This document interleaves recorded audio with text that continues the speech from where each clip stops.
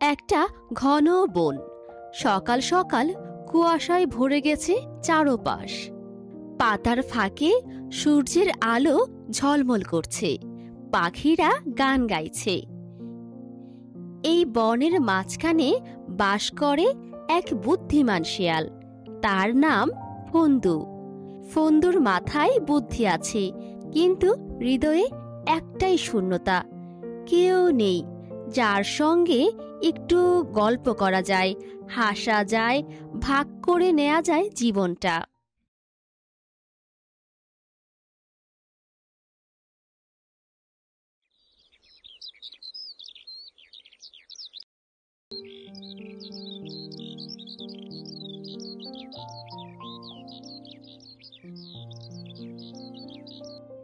একদিন সকালে ফন্দু খাবার খুঁজতে বের হয়েছে। নদীর ধারে গিয়ে শুনল, বাঁচাও, কেউ আছো, বাঁচাও। ফন্দু থেমে গেল, কান খাড়া করলো। শব্দটা নদীর দিক থেকেই আসছে। এই, কে আছো ওখানে? কি হয়েছে তোমার? ভাই, আমি আমি কুকুর রনু মালিকের সঙ্গে শিকারে এসে পথ হারিয়েছি, কাদায় আটকে গেছি, বাঁচাও আমাকে।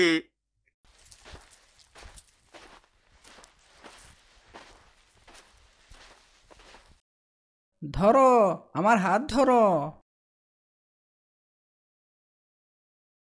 অবশেষে ফন্দু রনুকে টেনে তুলে গাছের নিচে বসিয়ে কিছু ফল এনে দেয়। সেই দিন থেকে শুরু হলো এক অদ্ভুত বন্ধুত্ব শেয়াল আর কুকুরের মধ্যে। দিন যায়, সপ্তাহ যায়, ফন্দু আর রনু একসঙ্গে বনে ঘুরে বেড়ায়, খাবার খোঁজে, নদীতে মাছ ধরে, রাতে তারা দেখে গল্প করে। তুমি তো একেবারে বুদ্ধির রাজা ফন্দু ভাই। আর তুমি সাহসের রাজা রনু ভাই, মানুষকে ভয় পাও না তুমি? তাদের বন্ধুত্ব দেখে বনজুড়ে সবাই অবাক। শিয়াল আর কুকুর, এই দুজনের বন্ধুত্ব যেন অদ্ভুত একটা মিলন। রনু শেখায় ফন্দুকে কেমন করে মানুষের ফাঁদ চিনতে হয়, আর ফন্দু শেখায় রনুকে কিভাবে গন্ধ শুকে খাবার খুঁজে বের করা যায়।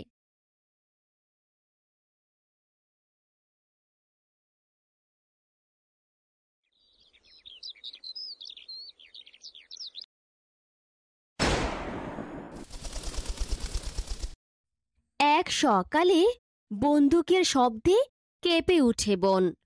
রনু সঙ্গে সঙ্গে গন্ধ পেয়ে চমকে উঠে। ও ফন্দু ভাই, আমার মালিক এসেছে, আমি হয়তো বাড়ি ফিরতে পারবো।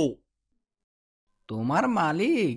কিন্তু তারা তো বন্দুকওয়ালা মানুষ, ওরা কাউকে চিনবে না, শুধু শিকার দেখবে।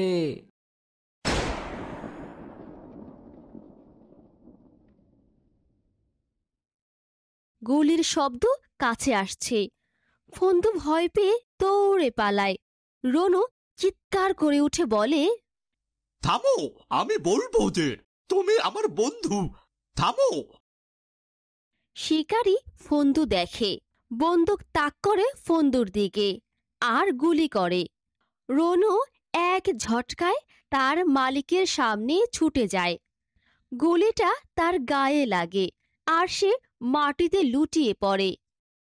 হায় হায়, এ আমি কি করলাম? আমি আমার প্রিয় রনুকে নিজ হাতে গুলি করলাম।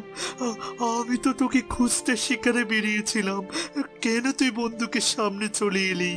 কিছুটা দূর ঝোপের ভিতর থেকে ফন্দু সব কিছুই দেখছিল। বন্ধুর এমন অবস্থা দেখে ছুটে আসে বন্ধুর কাছে। রনু, তুমি তুমি বাঁচতে পারতে, আমি তো শুধু ভয় পেয়েছিলাম। বন্ধু ভাই, বন্ধুত্ব মানে শুধু হাসা নয়, বন্ধুত্ব মানে বিপদে পাশে থাকা। তুমি শিয়াল, আমি কুকুর, কিন্তু বন্ধুত্বের আগে এই পার্থক্যগুলো ছোট। এই কথাগুলো বলেই রনু চোখ বন্ধ করে ফেলে। ফন্দু স্তব্ধ হয়ে তাকিয়ে থাকে বন্ধুর মুখের দিকে। সেই দিনটা যেন বনের ইতিহাসে সবচেয়ে নীরব দিন হয়ে যায়। ফন্দু সারা রাত বসে থাকে বন্ধুর পাশে। ভোর হলে সে ধীরে ধীরে বনের গভীরে চলে যায়, আর কেউ তাকে দেখেনি। বলা হয় সেই দিন থেকে ফন্দু আর কখনো কোনো প্রাণীকে ঠকায়নি। বন্ধুত্ব তাকে বদলে দিয়েছিল চিরদিনের জন্য। বহু বছর পর মানুষ যখন সেই বনে আসে, তারা দেখে একটা ছোট ঢিবি। পাশের পাথরে লেখা, এখানে ঘুমিয়ে আছে রনু, এক কুকুর। সে শিয়ালকে শিখিয়েছিল বন্ধুত্বের মানে। আর সেই ঢিবির পাশে মাঝে মাঝে দেখা যায় এক শিয়ালকে। চাঁদের আলোয় একা বসে থাকে সে। ধীরে ধীরে রনুকে বলে, আমি এখনো আছি রনু ভাই, এখনো আছি। বন্ধুত্ব মানে জাত, রং, শক্তি এসব নয়। যে বিপদে পাশে থাকে, যে কাঁধে হাত রাখে, সেই সত্যিকারের বন্ধু। এই ছিল ফন্দু আর রনুর বন্ধুত্ব। এক শিয়াল আর এক কুকুরের গল্প, যারা শিখিয়ে গেছে প্রাণ ভিন্ন কিন্তু হৃদয় এক।